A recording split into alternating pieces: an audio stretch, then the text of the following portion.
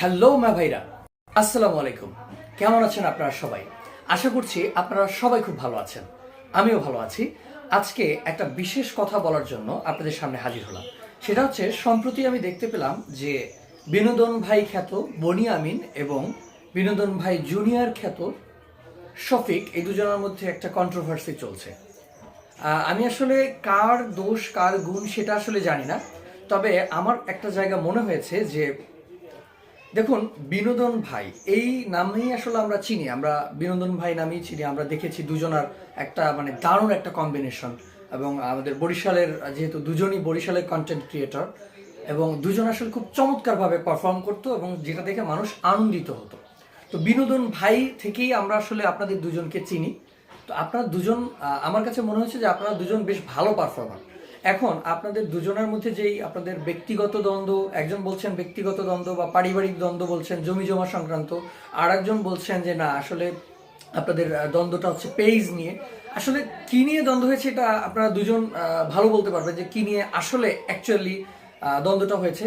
তবে আমার কাছে বিশেষ করে মনে হয়েছে যে যদি আপনাদের এই ফাটলটা ধরে, তাহলে আসলে আমরা দর্শকরা আপনাদের যে দুজনে মিলে যে পারফরমেন্সটা করতেন সেটা আমরা আসলে হারাবো। কারণ হচ্ছে এত চমৎকার ছিল আপনাদের দুজনের কম্বিনেশনটা, যেটা আমাদের কাছে, দর্শকদের কাছে খুব ভালো লাগতো। আপনি খেয়াল করবেন যে ফ্যামিলি এন্টারটেইনমেন্টে হচ্ছে রাকিব ভাইয়ের সাথে যারা ছিলেন, তাদের সাথে যে যারা হচ্ছে যুক্ত ছিলেন, তাদের ভিতরেও সেই ভাঙনটা ধরেছে।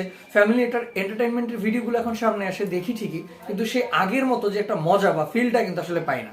মানে আপনাদের যদি ওই ভাঙনটা যদি ধরেন, আমি দেখেছি মানে কন্টেন্ট ক্রিয়েটররা যখন একটা ছোট পেজ থেকে বড় করে, ঠিক সেই মুহূর্তেই তাদের কোনো না কোনো বিষয় নিয়ে একটা অভ্যন্তরীণ দ্বন্দ্ব সৃষ্টি হয়, এবং সাথে সাথে তাদের হচ্ছে ভাঙন সৃষ্টি হয়। এতে করে হয় কি যে, একটা প্যাকেজ, একটা কথা আছে যে 10 মিলে করি কাজ, হারে জিতি নাহিলাস।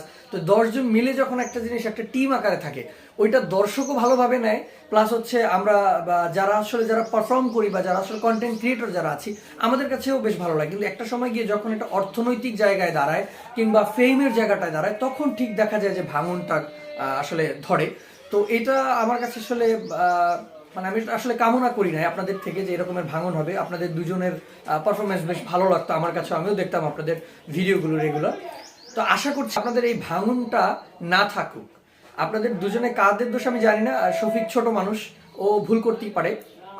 আমি বিনোদন ভাইকে বলবো, বনিয়ামিন ভাই আপনি অবশ্যই, ও ছোট মানুষ, ওকে অবশ্যই ক্ষমা করে দিবেন। জানি আসলে আপনাদের কাছে এখন যেই মুহূর্তটা চলছে, এতে আপনাদের ক্ষমা করা বা ক্ষমা করে দেয়া, আমি শুনতে পেলাম একটা ভিডিওতে বলছিল যে, শফিক বলছিল যে ওনাকে হচ্ছে ক্ষমাও চেয়েছে অনেকবার।